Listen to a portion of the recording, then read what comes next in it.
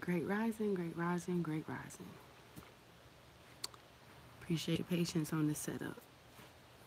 Sacred Woman, Queen of Four, copyright 2000, Queen of Four, Helen O. Robinson. Peace and power, we are still in sacred relationships.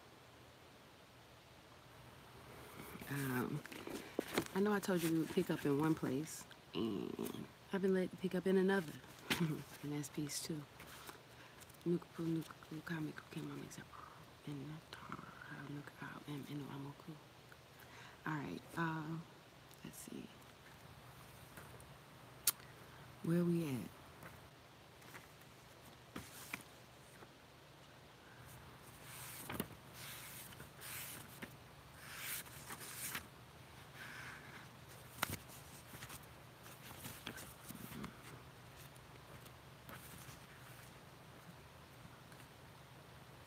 I was thinking 308. No, we're not on 308. I'm trying to get to that sweet bitch though.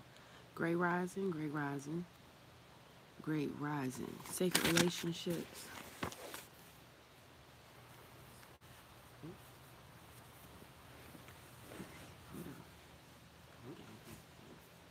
You know how this shit go.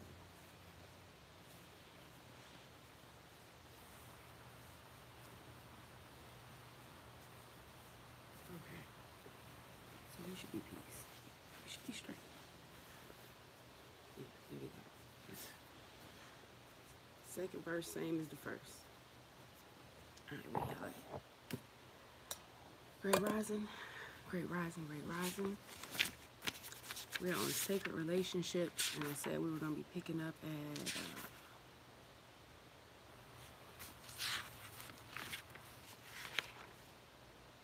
yeah, we covered yesterday function versus fantasy.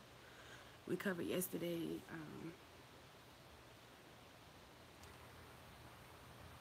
relationships with our mother. Oh shit, it's lost a piece of hair. It's okay. Sorry. Yeah, so we covered function versus fantasy and unhealthy relationships with our mothers. Sacred motherhood. Did we discuss sacred motherhood? Yes, we did. We discussed sacred motherhood, that being the primal relationship. And oh, that is so crazy. I guess this is right. We're supposed to be picking up on mother to daughter. And I wanted to talk to you about our children. So that's peace. Well, let's just start with the book first. Okay. Mothers, take the time to teach your daughters whose wombs have not yet been touched by the world. Show them by your example what it is and is not to be. Follow your intuition. Great rising family, I see you. Follow your intuition and your knowledge. Guide them about how to respect their sacred wombs. Anoint and bless your daughter's womb, heart, and mind every new moon or at the onset of her menses. Teach her how to care for her sacred holy womb through the teachings of natural law.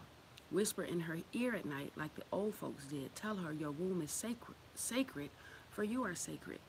These are actually practices that we don't engage in. I remember when I first started having children, I think that it would have been, considering that my womb wasn't anointed or honored when I came into adolescence or puberty. My womb wasn't honored or anointed when I hit a certain age, or it wasn't honored or anointed when I was married, or honored or anointed when I had children. None of these things happened. I got helicopters out in the hood early. Yeah, none of those things happened for me early.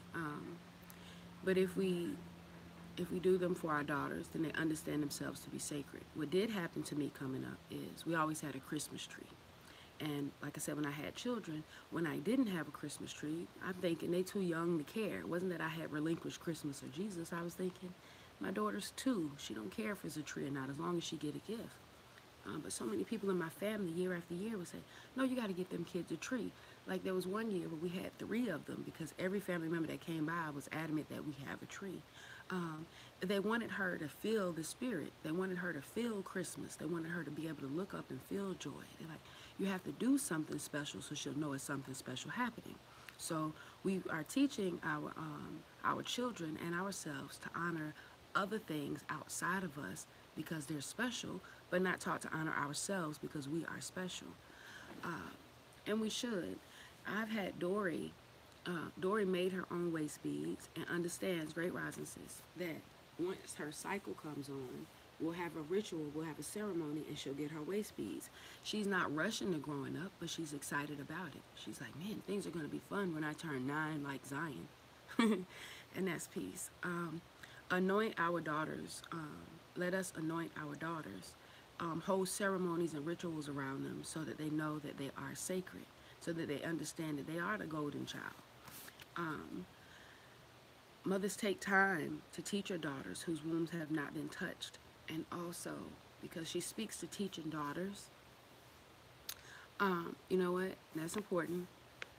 I'm going to finish this and then I'm going to tell you why it's equally important that we teach our boys how sacred our women are. Also, if you have sons and daughters, let me finish this and then teach her how to care for her sacred holy womb through the teachings of natural law.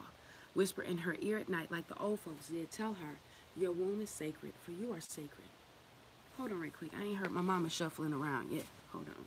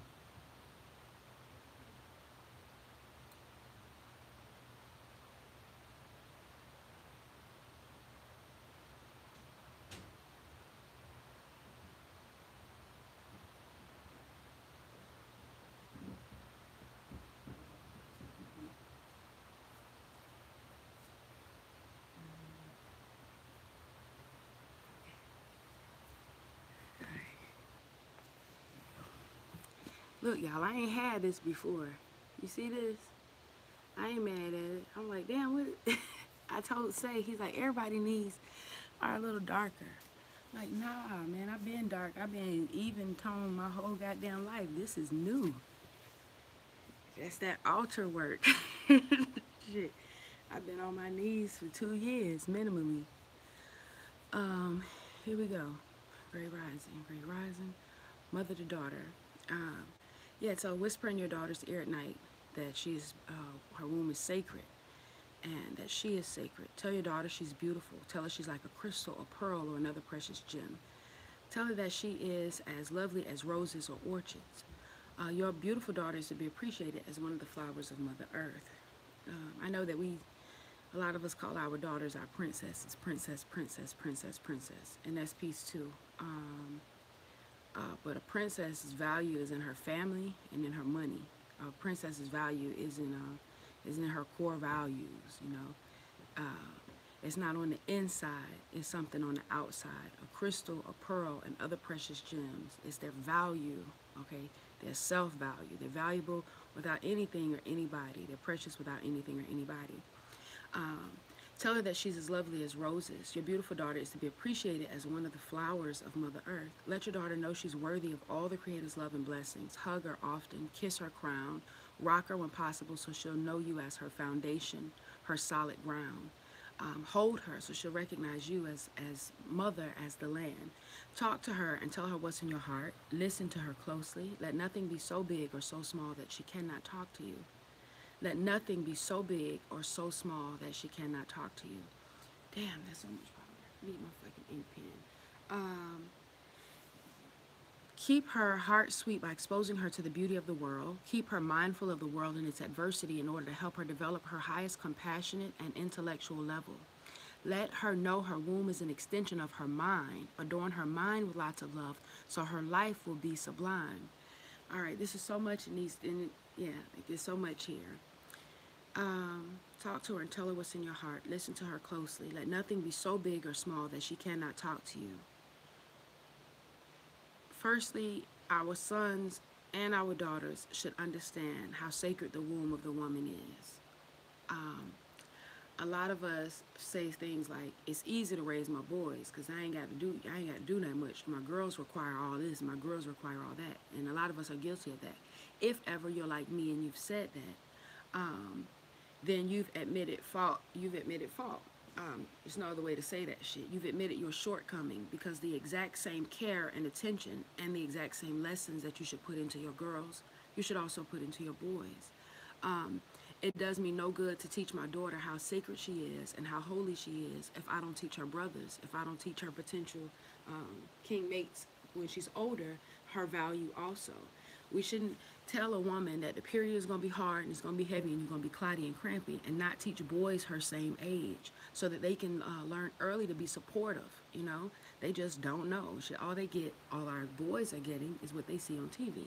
She must be PMSing or something.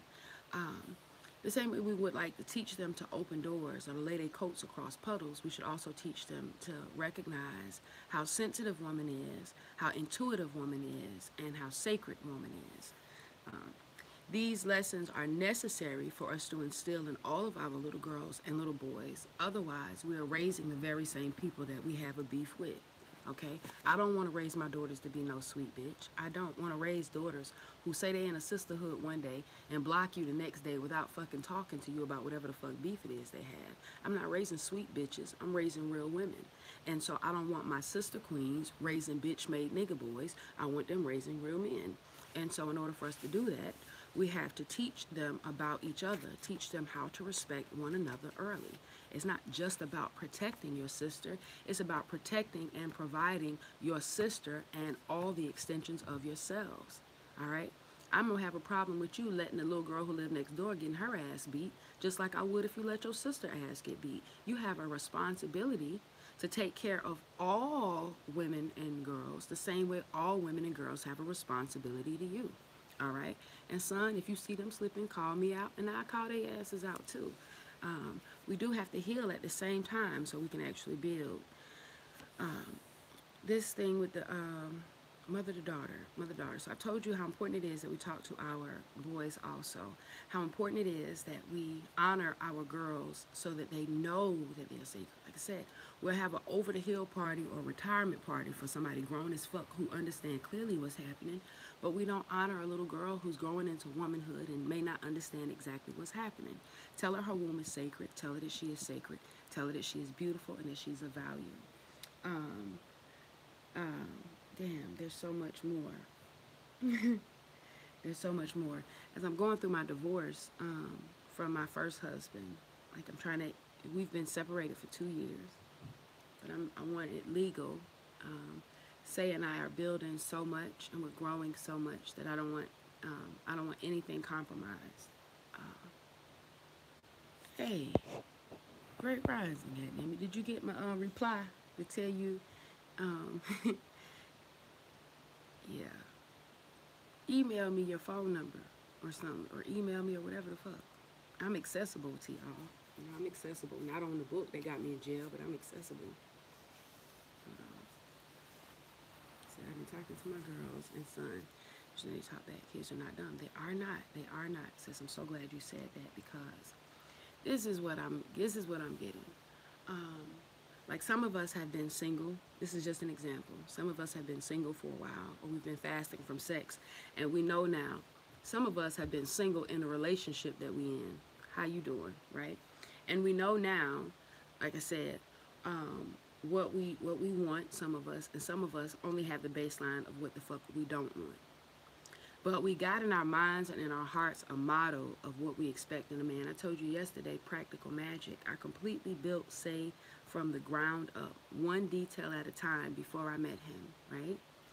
Um, we all do it. We all do it, you know. Like she can't be too young. Don't nobody want to, can we be honest? Like those of us who got our goddamn minds right don't want to be 40 fucking with no 20-year-old. Like it ain't no shade to the 20. I just ain't got time for the shit you still got to go through. You know?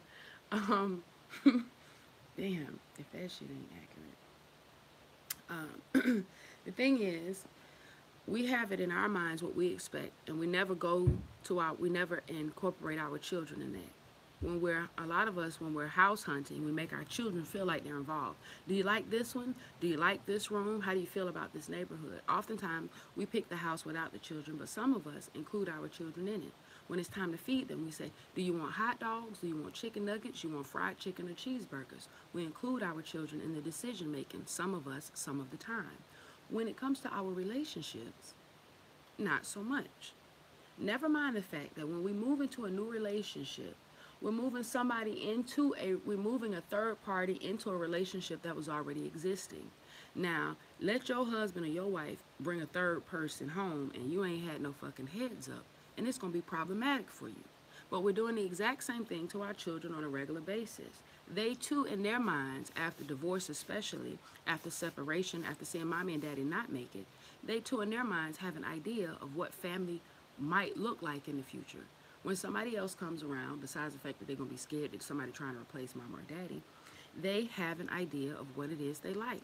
And you should ask them, you should ask partners, or at least ask them, okay? Ask them what kind of things do they want to see in if mommy starts to date again, all right? What kind of things does he have to be? And let them tell you. You don't have to guide them. Does he have to be gentle and kind? Does he have to like dogs? You don't have to go through that. They know. Um, Also, on that note, just random, minimize conflict between adults, and like you don't want the children to have to. Yeah, you be beating your child for pissing in the bed, telling them they too grown and they know better, and you got your child stressed the fuck out. It's your relationship got your child stressed the fuck out. You think you're hiding the abuse that your child is hearing because you done sent them in another room. You think your child is protected from the abuse you're enduring because they don't see it and they don't hear it when they can feel it. Children are very intuitive.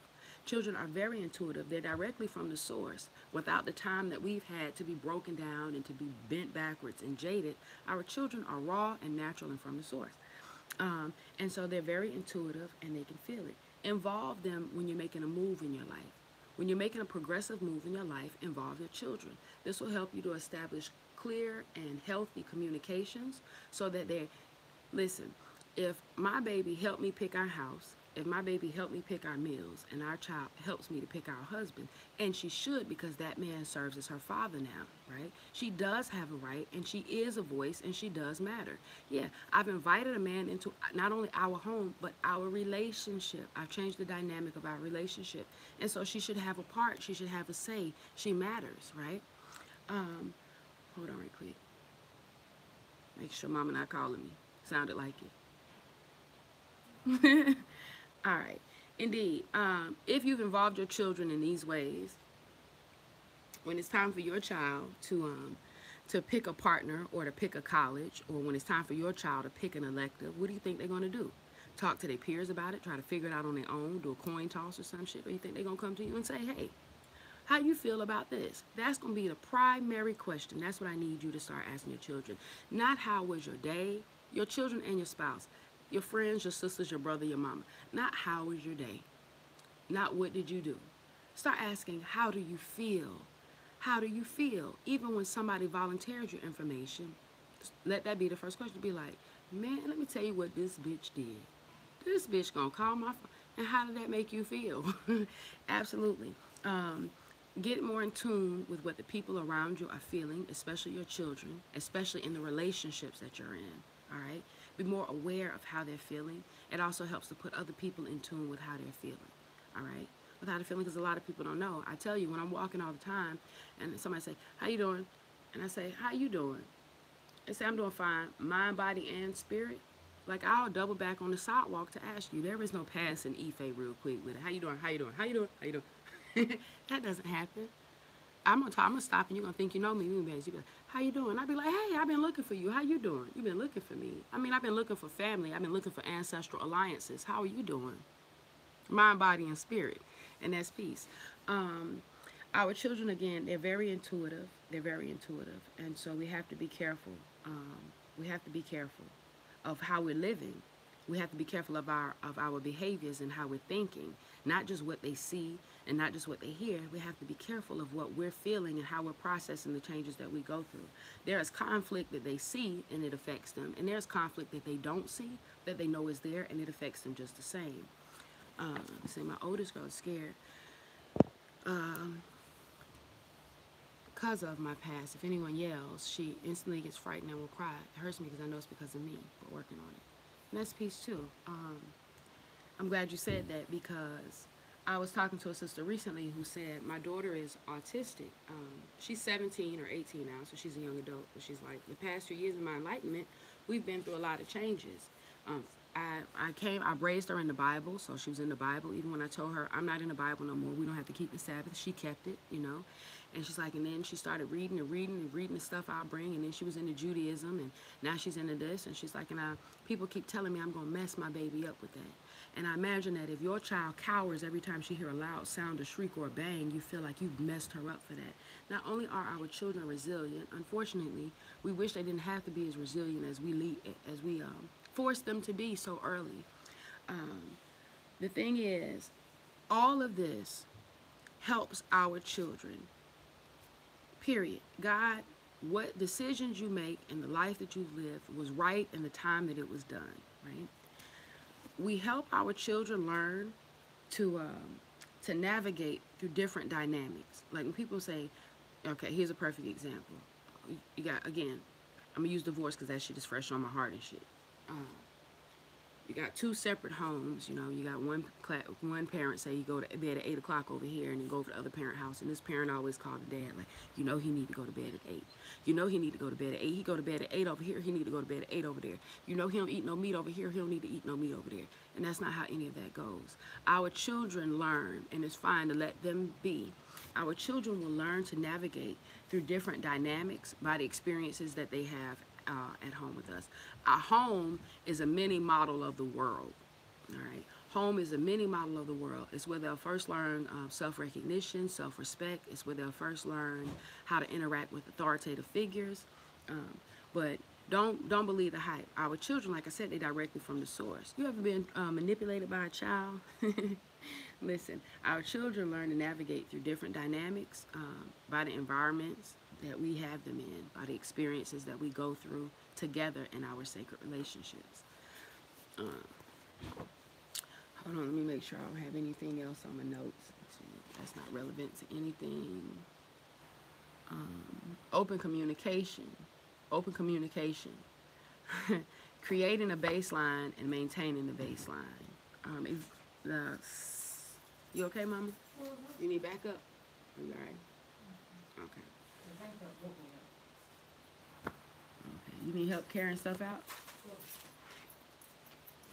You got your hair? Yeah, I love you. Yeah, creating a baseline. And this is not just for our children.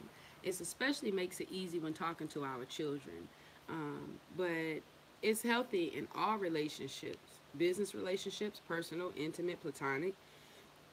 Create a baseline and maintain it. Create a baseline and maintain it. A baseline for communication. Yeah, we have them. We know how this shit works. A baseline for communication. You have a friend that asks you that texts you all the time. All the time that friend texts you. The same thing, in fact, that friend texts you. There is a baseline for communication. If that friend stops sending that good morning text, the one you sometimes reply to and you sometimes don't, if that friend who occasionally send you a yellow heart just so you know that they fuck with you, if those things stop coming, eventually you'll wonder where the fuck, when you notice that it stopped, because you've created a baseline. Some of us are trying to figure out what's going on with our 15-year-old and what's going on with our 17-year-old, and you act like you ain't had no fucking child for 17 years. Now you're trying to figure out what the fuck is going on. You've not created a baseline. I would say it would be more difficult the longer you wait, but it's never too late to create a baseline, especially with an older child where you can say, hey, I dropped the ball. Is it okay if we create a baseline and then maintain it? But open communication with your child is how you're going to keep a relationship sacred and keep a relationship open.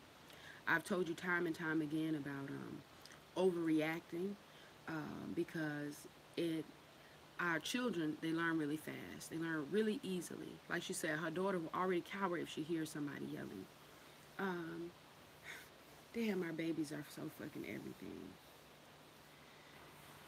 Fam, protect the children. Protect the children. Talk to your children. All right? Talk to them. Um, Ask them how they feel and respond accordingly. I work at the Domino's here and there, and when I'm working at the Domino's, there was a manager who was there. He quit, or he resigned. White folk don't quit. He resigned, but goddamn Uncle Daddy. Give me a minute, y'all. A shitload of thoughts. Damn Uncle Daddy. I'm so glad that motherfucker gone from the Domino's. Yeah, alright, here we go. Uncle Daddy, that's what I called this asshole of a manager that used to work at the Domino's. But he was, I want to say, yeah, I'll go ahead and say he was verbally abusive. Yeah, verbally abusive. Every time he come around, everybody get tense and shit. Everybody get tense and shit. If you don't want your children to be that way, you want them to be open and you want them to be able to share with you, you have to be mindful of the frequency that you bring when you come around. Because if you bring a frequency of fear, then they're not going to talk to you, all right? Yeah, they learn so easily. If you overreact, they know you can't handle shit, and then they're going to want to not tell you shit, you know? And you don't want that. You don't want to burden your children with that, wondering what you can handle and what you can't, because they will definitely endanger themselves. All right. Be mindful of. I'm gonna get some clay today. I keep seeing this like example in my mind, something that will make it easy for you to see it if I like mash it out with Play-Doh or clay or whatever the fuck. So I'll make sure I get some of that today, so we can work on that. All right, we're gonna move on. Hold on.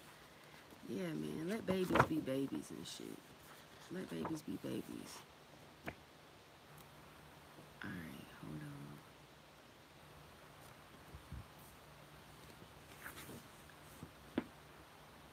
All right, cool. All right, moving on.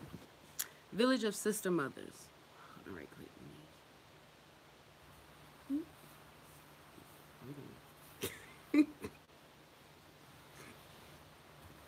Okay. All right. There we go.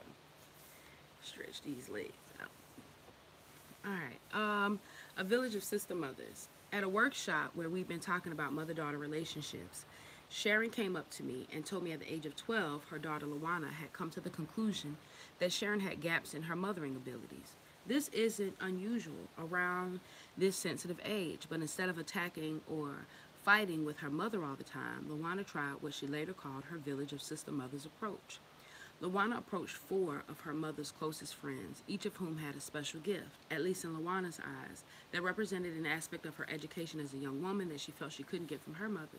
She picked a mother who ran her own store for practical, in the real world advice. She asked another mother, a designer and the most elegant and alluring woman in the village, for advice on clothes and hair and makeup and boys. She picked a healer mother for spiritual advice and a 4th mother who was a high school teacher for advice about coping with all the stresses of schools, getting into college and dealing with the new challenges there. She also figured she could go to them for advice on how to deal with her mom since they knew Sharon so well. Listen, this is called a village of sister mothers. And we talk about when we get woke, even before we woke, we talk about it take a village, it take a village. And typically when we say this, we're talking about it takes a village to raise children. Not understanding that my most successful relationship has been run by a village, all right? When I had a private relationship, my first husband and I, we got married the same day we met. We ran out to the courthouse. The only witnesses we had was both of our mothers, because when we called them and said, hey, we getting married, they rushed up there. The marriage didn't work. It was rough. It was ragged the entire time. We loved one another, no doubt. We did the best that we could, no doubt. The thing is, there was no village. There was no village. I hadn't built any connections with his mother or with his father or his grandmother or brothers or sisters beforehand, and he hadn't done it for me. And the village is what keeps you strong. When your family is always saying, I really like him, I really like her, where is she, where is he? You know, these things matter. When my king can get what he needs from me, and I don't have a problem with him getting what he needs from she or we, or he don't have a problem with that. Listen, because it takes a village. It says in this example, a little girl felt like her mama had gaps in her mothering. And it wasn't about her attacking her mama or telling mama, you ain't shit. I ain't never gonna be shit because you ain't shit. She used her mother's sacred circle to her advantage. There's a woman in her circle who does have this mothering skill. There's a woman in my mama's circle who does have this mothering skill. And not only that, but they know me because they've been in my mother's life, and they know a different part of my mom and can help me to better understand her. We should encourage a village or a healing circle around all of our relationships. All of our relationships. If you have a secret, private relationship, and you're talking about that's how you're going to keep your shit strong, you got to keep people out your relationship. Good luck, beloved. Good luck, beloved. Good luck. Because we are wired to connect. We are wired to connect. Which means if we're not publicly and openly connecting to something, then you better goddamn believe privately we are. All right? Secretively we are. So she found several mother figures that she could use to help her cope. Lawana then approached each sister mother individually and asked if she'd be willing to, hold on, make sure I can see my little hair coming back and shit. All right, Lawana then approached her sister mother individually and asked if she'd be willing to be a part of her village of sister mother circle. They were all flattered and genuinely pleased to support Lawana in this way. It's one thing to become a godmother because the parents of the child ask you at the naming ceremony. But when the young woman herself asks you when she's older and more aware, it's a very special gift, especially to women who may not have their own biological children. Honorary sister mothers are valued for who they are and the special gifts they have to offer. Each potential sister mother checked out. You know what? A lot of our children will do this with the aunt. All right? They got to. It's not. It's itching. Yeah. I can see the bump now. Ooh-wee. Whatever bit me got down. Alright, y'all. I'm here. Actually, this really is bothering me. Gosh. Okay. Honorary sister mothers value for the special gifts that they have to offer. Indeed. So there's another big decision another big choice we typically make for our children when they're younger, the godparent. And it's peace because the godparent in actuality legally is supposed to serve in your absence if something was to happen. You know, black folk be like, that's my best friend, that's my baby godmama. They do. They do. I'm thirsty. No bullshit. I did read that once. That. Yeah, I know niggas doing they be thinking everything a light skin, dark skin battle. We can't even talk facts no more without a nigga yelling colorism. Bitch, sit your ass down. My light skinned black sisters got more privilege than I got. Fuck are you talking about? Oh, that's colorism, Ife. Nah, nigga, that's realism. Sit your bitch ass down. Sit your bitch ass down. When I'm having a goddamn block, I call my light-skinned friend up and she be like, oh, it's nothing, nigga. Small thing to a giant. And she get me in every goddamn time. Her and her red-ass daddy. But anyway, yeah. There's something in us. I mean, y'all don't be wanting to hear carbon and shit. Y'all be like, oh. But yeah, the more of it you have, the more they be coming for you. All right? It's a chemical release. It's a fucking chemical release. It's a chemical reaction. All right, here we go. All right, hold on. Okay, wait a minute. You know the routine. Keep the cookies in the jar. Got one goal. Stay married. All right, keep it sacred. All right, let's do it. Let's do this. No, this ain't distilled water. This is what I got, though.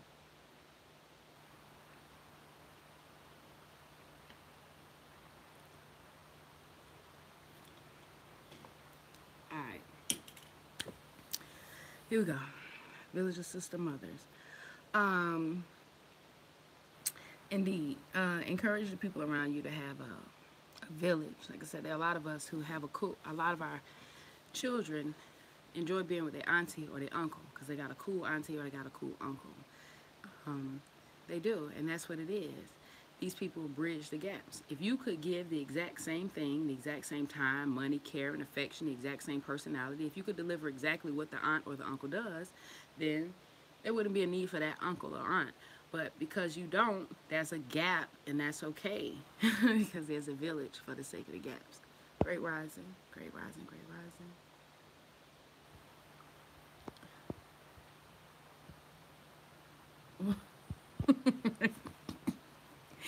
Hold on, wait a minute. Don't don't talk about. Wait a minute. Somebody said wit. I love you. Say no. Okay. Okay. All right, sis. If you got questions on here that aren't private, like it's like what 4 of the motherfuckers bit me at a time. I still think I'm turning into something. Get y'all phone home. Yeah, sis. If you want to ask on here, if it's not private or you welcome to, because a lot of people have the same questions, but they be afraid to ask. But shit, yeah, hell yeah, I hit you up. Hell yeah, I hit you up though. All right. There's no reason why we can't have these circles, sister, mother, circles for all of us. Each potential sister mother checked out the new relationship proposal with Sharon, who was surprised but delighted. She thought this was a brilliant thing for her daughter to do, and it would take a lot of pressure off them both. This was how the sister mother circle was born. You have friends in your circle right now. You got a friend who make more money than you. You got a friend who's in a healthier relationship with you. You got a friend whose children behave a little bit better than yours. And then you also serve as one of those people in somebody else's life. Which means if thank you, say, I'm not gonna, my mama don't have no money. Okay, me, Ife. My mama don't have no change. And we know that. We got parents who be like, baby, I'm worth more to you dead than alive. My mama ain't got no duckies. She ain't never had none. And my daddy might got a little bit of change, but I don't know how much of that change really belonged to him and how much belonged to the wife. And so the truth of the matter is, not only is there no money for them to give me, but there's no money for them to teach me about how to make. There's no money for them to invest in me. It's just not there. And so if it's not in me, what will I give my children? I'm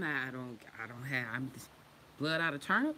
I'm not gonna be able to put into you what's not put into me. On the flip side, I do have a friend, a light skinned friend, my goddamn light skinned friend, whose family ain't never been hurt. Whose family ain't never been hurting. Whose family ain't never been hurting even when there were slaves. She can trace her shit back to the time they owned a few. Her family ain't never been hurting. If I want someone to teach my children about money, and someone should, who should I call? A family meeting so I can sit in the living room and tell these motherfuckers what I don't know? Or should I have them to sit down with my friend who does? That's what it is. A lot of people say, I don't know how to talk to my children about sex. I don't know how to talk to my children about drugs. I don't know how to talk to my children about alcohol. There is somebody in your circle, somebody sitting at your job who you cackling with on lunch and shit. There's somebody in your circle, somebody in your church. There's somebody in your circle that has that power, and you should share that power. Your circle is indeed a circle. And so the end should touch the beginning and come back again. Please check your Instagram account. I'm going to check that. Great Rising Nas. I kept checking my Snapchat for Nas yesterday. I was like, any one of these times, I'm going to have me. I'm like, I started to send you lots of eye emojis, but I was trying to be respectful. And so I'm just like, going to look at Snapchat again today and wait for it. All right, the ritual release is tough. Did you write to women and men, and how did they feel if you sent it to them? Or did you sage it off? And when I'm writing, a little more nervous to mail it off. It's my hurt on paper, and I feel better. But the words, though, well, it's a couple of...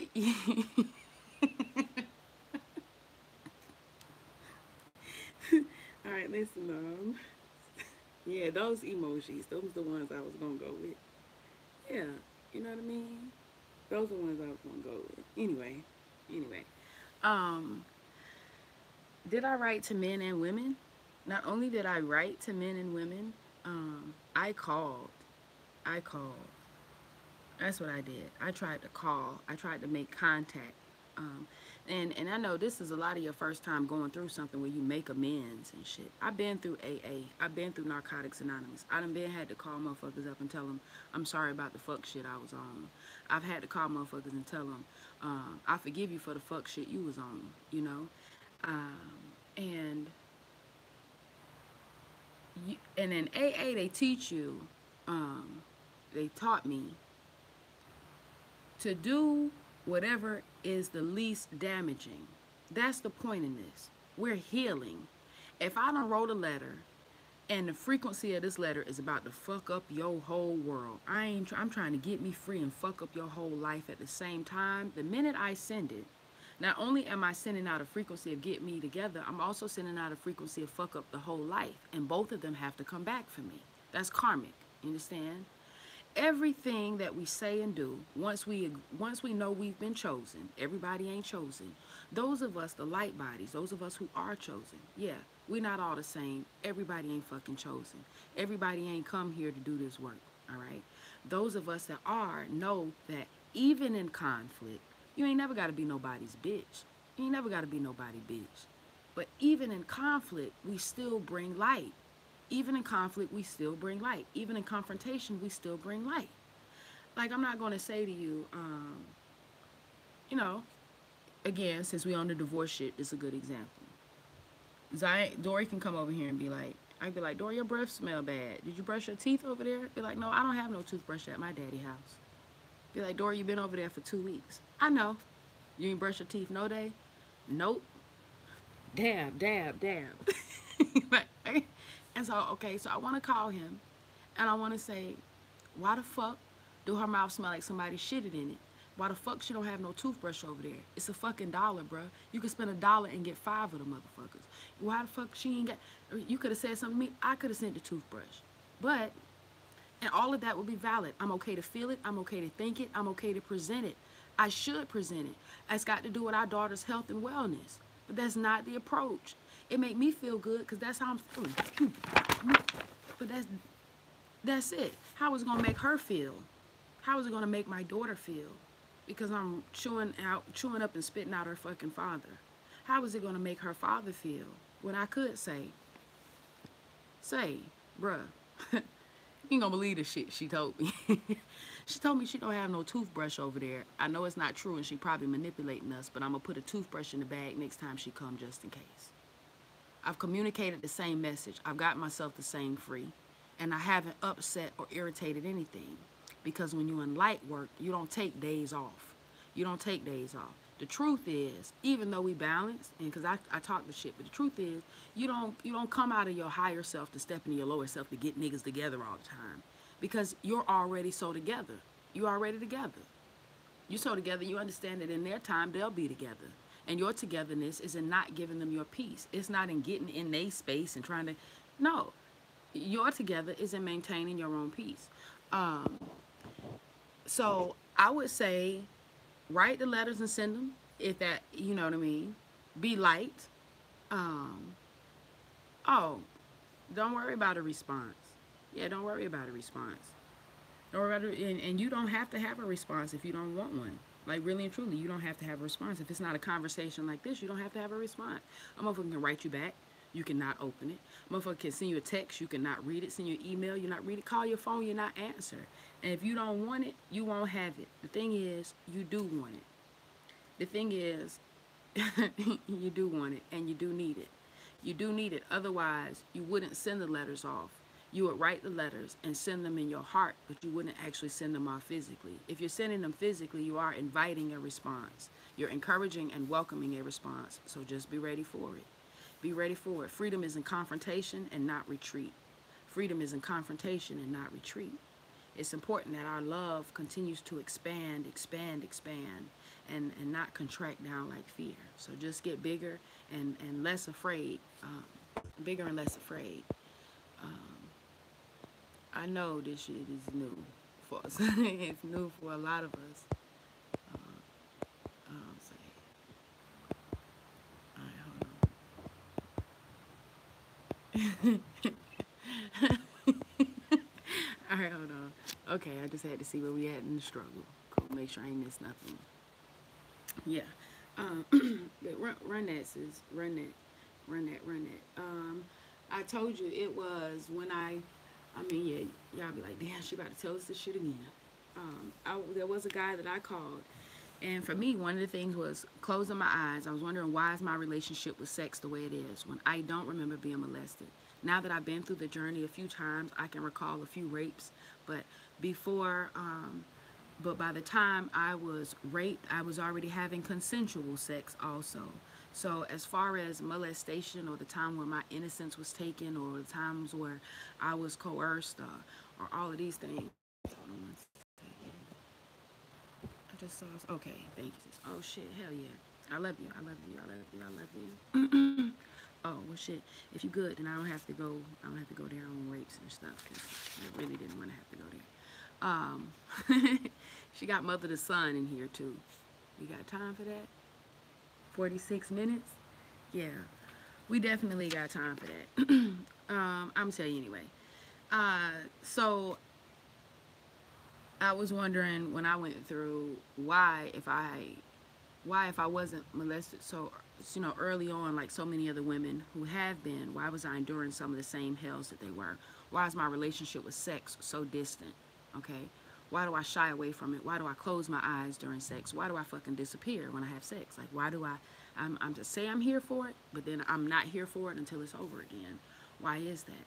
And I always want to do, this was before, I always wanted to do whatever was quickest. Okay, when I'm intimate with Say, my body craves a certain thing, either a certain position or a certain sex, and that's it. But in the past, I wanted whatever sex would get you to nut the fastest, so the shit could be over with and done. All right. If I got to pretend that and that'll get you there quicker, then I just whatever the fuck it take to be done. And when I went through womb healing, I had to figure out why. Like, why? What happened to you that you disappear? You consent to sex and then vanish mid-session. What are you doing? What's wrong with you? And one of the things I did was I called people who I'd had sex with. I didn't call people who I'd had sex with that year. At this point, I'd been married for 7 years. I called people from that I could remember back from. I called people back as far back as I can remember. And I asked them, and some of them remembered sex with me, and some of them didn't remember me at fucking all. But that's okay too, because the one that did remember me was able to tell me, yes, you closed your eyes. You closed your eyes all the time. And he's like, and you damaged my relationship with sex. I wanted to be married. I lost my virginity to you. I wanted to be married to you, but all you ever wanted to give me of you was sex. It would be times that I would take that from you because that's all you offered. But I knew at some point, and it didn't take long, that I could never marry you because you would never let me. You would never let me love you. Um, I would not have known that. I would not have been able to receive that from anybody else. A man told me that he was in love with me, and all he wanted was my time. All he wanted was my light and my company. But anytime he fought to get those things from me, I just wanted to have sex and send him home, or have sex and go home. And it made him feel empty, and it made him feel used. And it made him feel like I was broken, he said, because there would be times when we would hang out, and he said, I would say I'm too tired, but I would still roll over to have sex. I would say I'm too sleepy, or I'm too high or too drunk, and I would still willingly roll over to have sex. I would tell him, look, I know I told you we could spend the weekend together. I ain't got time for that, but I'm about to come over there and see you for 15 minutes. And I come over there in the thong because I'm trying to fuck you and go. And he's like, and that's just was the nature of our relationship, and it killed me because all I wanted was you. And it took me asking him to see it. Now that he said it, I recognize not only was, and I couldn't do anything but cry. If this was my relationship with a man at 16 and 17, right? I met this man when I was 14, and we still friends to this day. If I had, listen, if I had recognized that or had these conversations, I would not have been repeating the same patterns that I did at 16, at 26. You understand what I'm saying? And it's not like it was at 16 and then at 26. It was at 16, 18, 20, 21, 23, all the way until 26 because I never recognized my patterns. So it does help to reach out, but you want to make sure whatever it is you're reaching out in light. If you give light, then you're more likely to get light back. So be peace in that. Don't want to do shit that's gonna make things worse for you. Okay, we got about 10 minutes. That's peace. I love you. I love you. I love you. And if they're not contacts that you ever have to speak to again, and not relationships that you have to maintain, you may want to consider getting yourself free and letting that freedom be enough. All right? Whether you put it in a fire, or like you said, sage it, or put it in water, or scrub it clean, whatever it is that you do, let that be it. Let your ritual be your ritual, because ultimately your freedom isn't dependent upon somebody else's captivity. All right, that ain't how it gotta be. I ain't got to lock you down and smack you down and tie you down in order for me to be elevated. I'm peace, because I am. You know. All right. Moving on to page 304. Mother to son. Oh, you know what? I don't think I finished the sister circle. Okay. All right. There's no reason why we can't create a sister mother circle for ourselves, no matter how old we may be or whether our mothers are alive or no longer with us. We all need the good mothering we can get. So think about who you might choose for your own godmother circle and invite them in. And also think about suggesting this wisdom to your daughter. And the next time she criticizes you for your inadequacies, that she might want to create a sister mother circle for herself. Who knows? You may end up being in someone else's sister mother circle, and the circles of love and caring and mothering will keep expanding like the ripples of a stone thrown in a pond. All right. Mother to son. And this is from Queen Afua. Her son, she says, my son Supernova helped me to organize the contents of this book. And just as I was about to release it, he said, Ma, you speak about all forms of relationships in your book, but what about me, your son? We really have such a great relationship. Why not write on mothers to sons? After thinking about it for some time, here's what I have to say. Okay, hold on. All right, here's what I have to say. Being the mother of sons as well as daughters is so fulfilling and also at times quite overwhelming and demanding. But whatever else motherhood may be for me, it contains many divine lessons, and I embrace them willingly. For example, a son at times may try to be a father and tell his mother what to do. When this happens to me, I just stand up on the kitchen table and shout, wait a minute, I'm the mother here, and I run this shit. And she says she's standing on kitchen tables. It could be because Queen Afua is like this big. Because I'll stand, I'll stand his voice up on the table, but I'm not standing on no motherfucking furniture.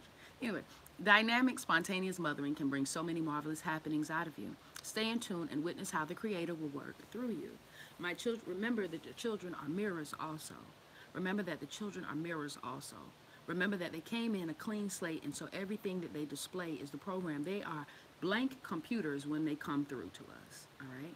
Anything that they put out, anything that they show, any viruses, any apps, any of those programs are things that we've downloaded, all right? They're things that we've downloaded. You cannot get mad at a device for having an app that you put on the motherfucker. That makes no sense. None at all right? Be mindful of how much of what comes out of them is what you have put in, all right? Understand that even when some things come out of them, you be like, in your mind thinking, ooh, this motherfucker's acting like they daddy. Or, ooh, this bitch is acting like her mama. It's the same thing. That is what you put in. They didn't choose that partner for you. They didn't choose that parent for themselves. You did. And so even that is something that you put in. Be peace when you see the you that you put in coming out. All right?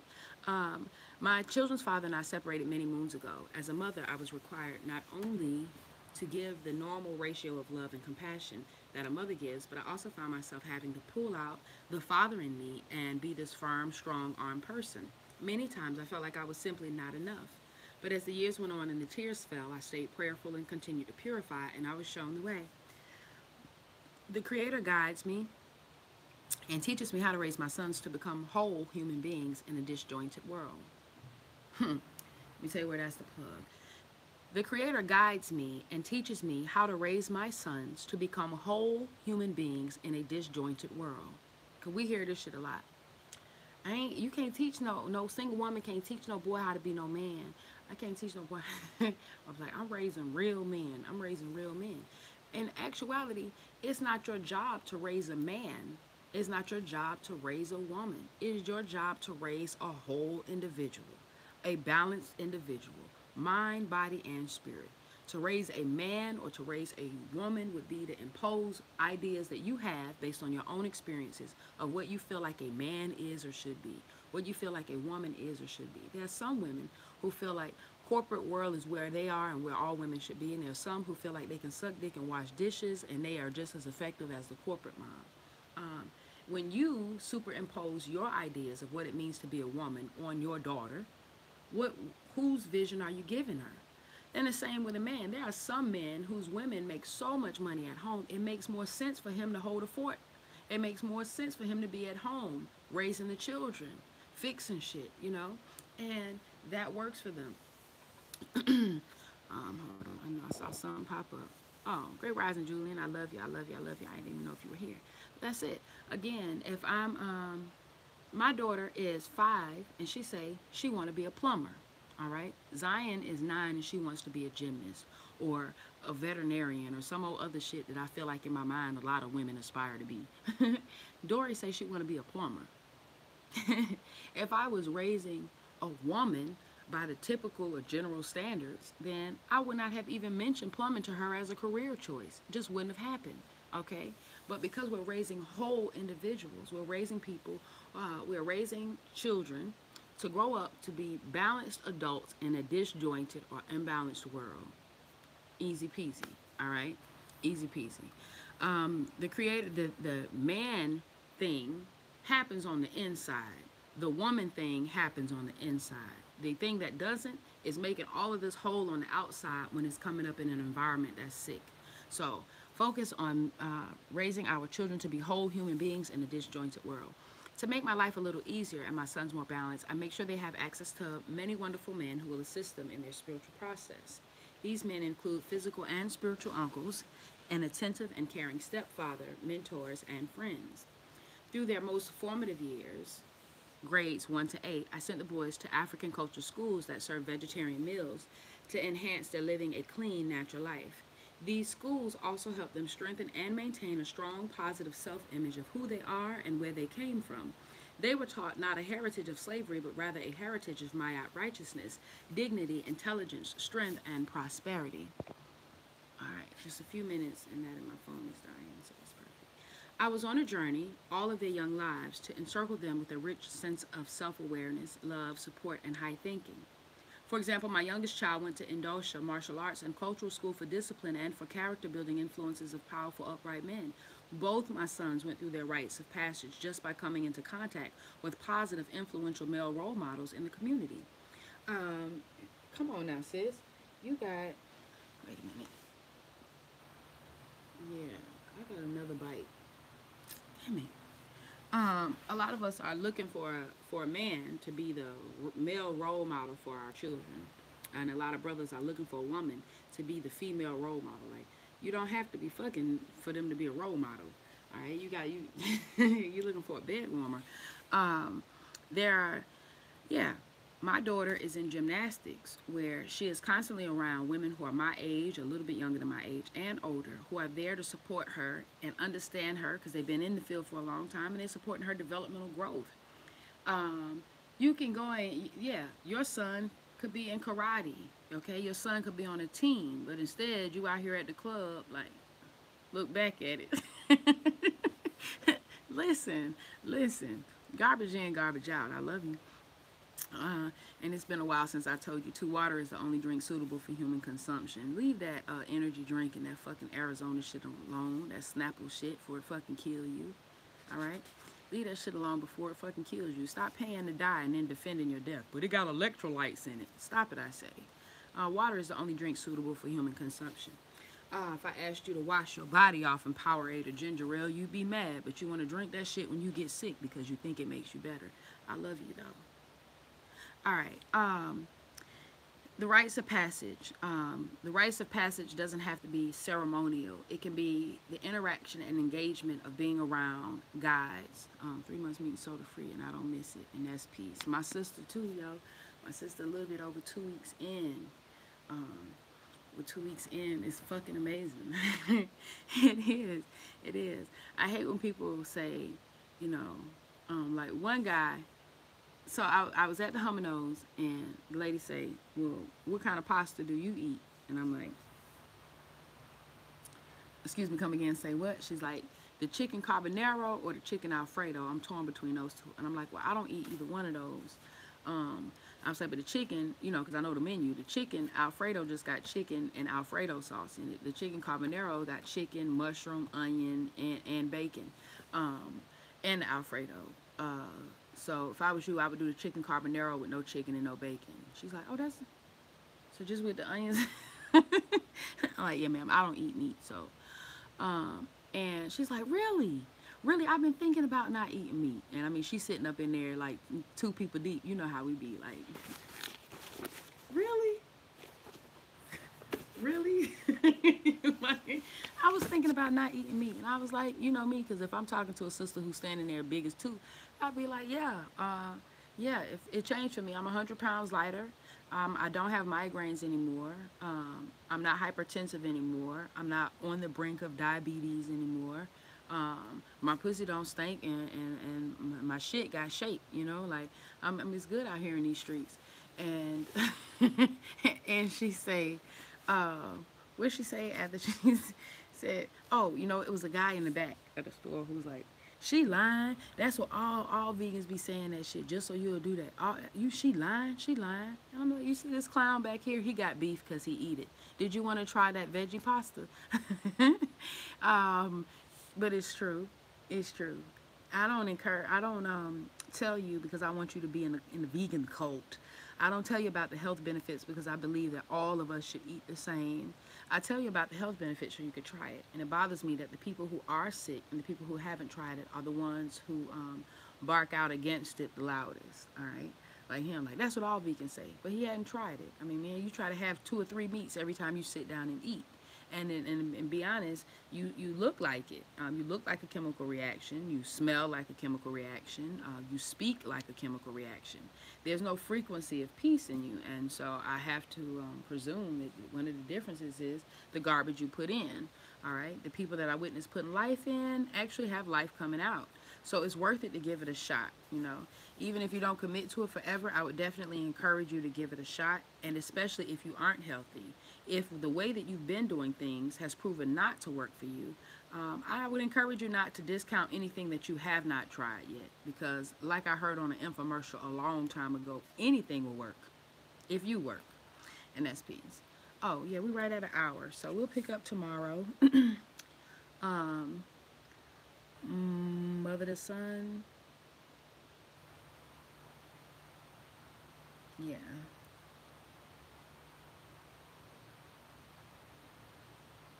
Vegetarian visionaries. Yeah, all right, that's cool. Nukpu nukuku kameku kimamek zaparu and how nuk ao im inu amoku. My baby's waking up just in time. We got some homeschooling, some testing to do. I'll probably read tomorrow's guide later on. Because, yeah, I'll probably read tomorrow's guide later on because I'm ready. I got a new book to read. And I can't read it until we finish the one we got already. So.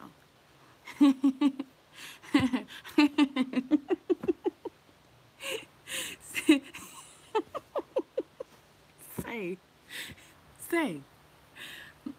Oh, Eric, for when you come around here, Eric, I love you. I'm thankful for you. I text you this rise and E. I did because I've been so busy and shit. You gotta hit me up. Oh shit, I gotta go do the contract. Say no, I love you. Thank you for making all the moves you make. You're fucking amazing. I love our life together. Then as if you collecting, you know, this many thousand a day, you know. So I'd be like, shit, if we gonna eat, I gotta make sure I'm making at least $100 a day. And yesterday I ain't make $100.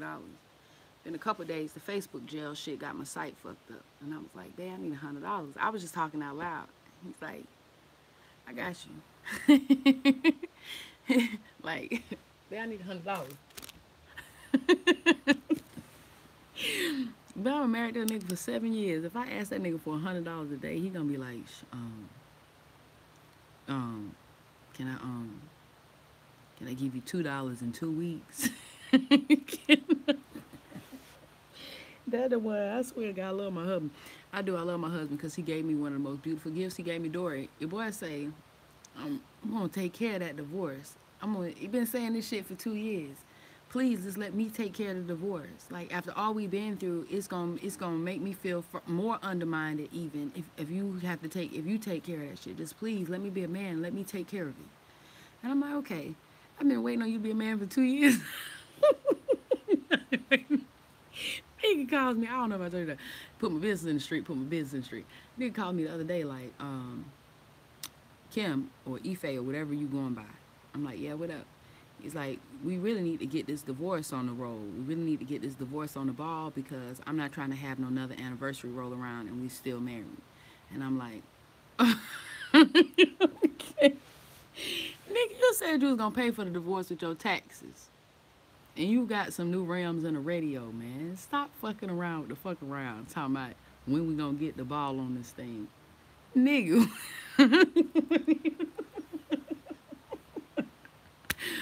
Anyway, yesterday I did go to the class. I did. I'm proud of that. This nigga got me fucked up. I'm about to go up here. You remember 2 years ago I was crying to y'all. I remember I was crying because I wanted the divorce so bad, and somebody told me you could go to the courthouse and ask for a poor woman petition. And I cried even more. I'm always about to cry now. I cried because when I met him, Black love was happening. Black love was at an all-time high. You know what I mean? Like, Black love was. And Black love couldn't just be. Because of the way we both been trained or programmed or conditioned, in order for our Black love to be valid, in order for us to move in the matrix, we couldn't just be love. We had to be certified and stamped by some white folks. So we go to court and we pay these motherfuckers to validate our love. Then the shit don't fucking work and we gotta go back and pay these motherfuckers to unvalidate. I'm like, nigga, listen. Listen, this is a whole lot of shit to be doing. But I remember saying when I found out about the poor woman petition, I'm like, wait a minute. So now I got to go and stand before these same old crackers that I have to go stand before these same white folk and tell these motherfuckers that I'm poor. Tell these motherfuckers that the Black man ain't shit. He ain't, that's what it feel like. I got to go before them and be like, he ain't shit, so I don't want to be with him. I need y'all to take care of me and my kids because he can't do the shit. And I can't even afford to get the divorce from him, so can y'all help me with that too? I'm like, I don't want to go and petition myself as poor for these motherfuckers. Now I'm like, y'all, I'm broke. I am hurting, and I'm here to find out how I can save the $350 for a contest divorce. Yes, a contest divorce. I'm trying to win. Shit, sign me up. Yeah, but because we have children, and I found out last night that it's not just in Georgia, it's a federal mandate across all states. If you have children after divorce, then you're required to take some course, some parenting class. And not all of them, like Georgia, require you to sit in the 4-hour course. Some of them is just an online assessment. But still, in all states, if you have children, then there is some extra shit you got to go through to be divorced. And so yesterday I attended my class for the first and last time. It was 4 hours, cost me $30. It's called Families in Transition. And yeah, I feel damn good to have gotten the ball rolling. So today I'm about to call them and tell them I'm poor. For real, today I'm about to call him and tell him he spent the divorce money on the rims and shit. I swear. All right, I gotta go teach my children and shit, y'all. Dory so unique. She found a rock yesterday. I asked her what she gonna name it. She said Ragnar. Isn't that cute? Isn't that cute? All right, I know I'm all over the place. I gotta go buy some cigars and shit and get my life right. Janice, whenever you watch, I love you. Nas, I'm gonna be looking at my Snapchat. Stop fucking around before I roll over there to Rock Hill. And yeah, Adrian, I love you. I do.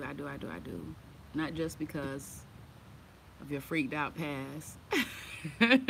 Not just because your potentially freaked out future. Adrian, I love you because you're so fucking lit. Yeah, and you do remind me of Sharika Brown. And me and Sharika Brown, that was my motherfucking rider. I'm gonna tell y'all this, then I'm gonna go. I probably shouldn't be telling y'all this because this ain't sacred at all. But tell you about what's happening, Dad? Oh, you need me to do something? So it was this one time I shouldn't be telling y'all this because there's no point in it at all. Like, it's no point in it at all. Except I'm putting my business in the street. Except I live off putting my business in the street. Um, so I had this little place or whatever, this little spot, and I was staying at this little spot. And my best friend Sharika, she was lesbian. That wasn't no secret and shit. I mean, I wouldn't even say she was bisexual, cause yeah, she would fuck with dudes, but it would be for me. It wouldn't be for her, like. And I always felt like that. Like maybe she liked me because she don't even like dudes, but she do what I ask. Like I'd be like, you ain't gotta smash this nigga, but will you at least go on this double date with me, just so he'll think he got a shot. And she would always go with me. And sometimes I'd be like, damn, they in there getting it popping, and me and him ain't even in here getting it popping. And so, so yeah, that was the nature of our relationship. But we was best friends. We was best friends. She couldn't keep a girlfriend because her girlfriends always felt like it was something between us, and I didn't understand how they could think that, Except every now and then I would feel like she did like me, but she never said nothing, and we was just cool as fucking best friends, supposed to love each other anyway. So it was sweet.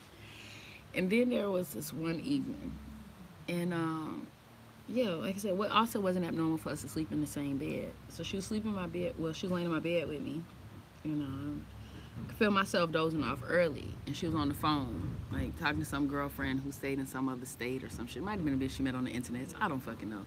She always had a new girlfriend though. Sometimes she had 4 or 5 of them at a time, and I'd be wondering too. I'd be like, a lot of people didn't feel like my friend was attractive. It's hard for me to say because I had grown to love her as an individual. You know how that shit go. Somebody looked like the Crypt Keeper and shit, and you love him, and they'd be like, he looked like Idris Elba today, but real slim though. Anyway, so me and her was laying down, and she was on the phone.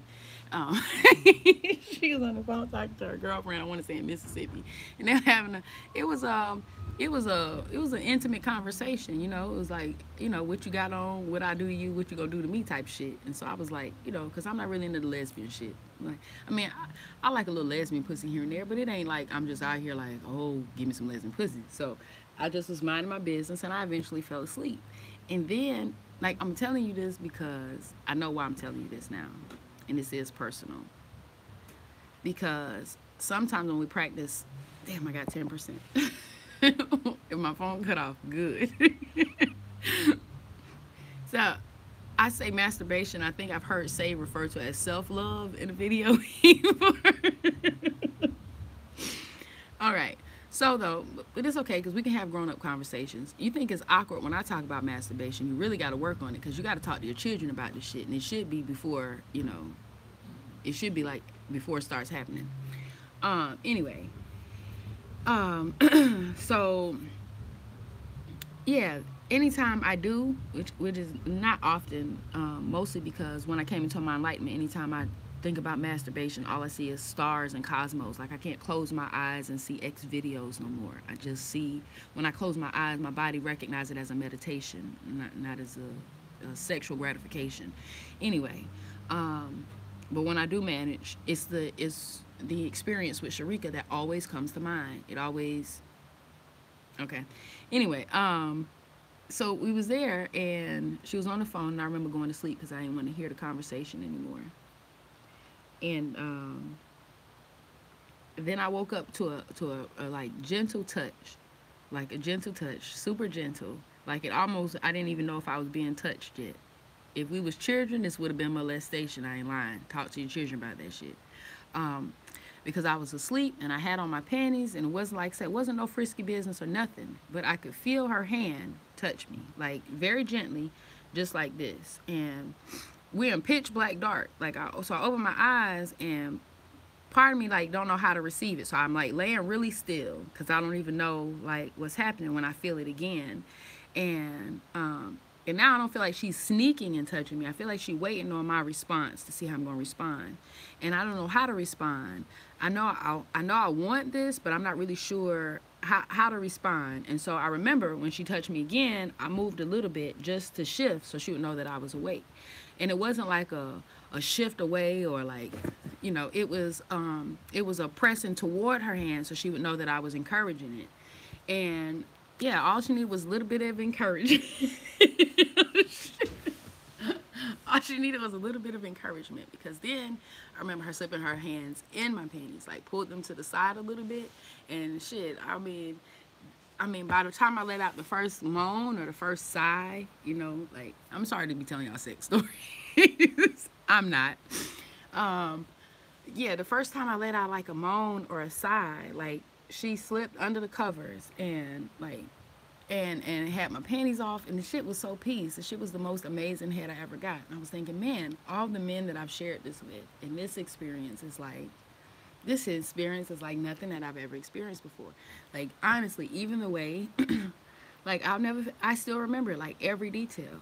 Even the way she held me.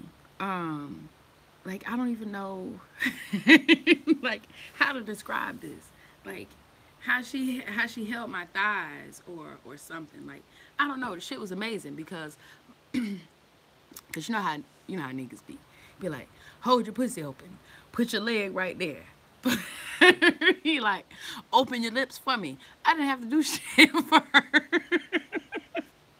True story. I didn't have to do shit for her.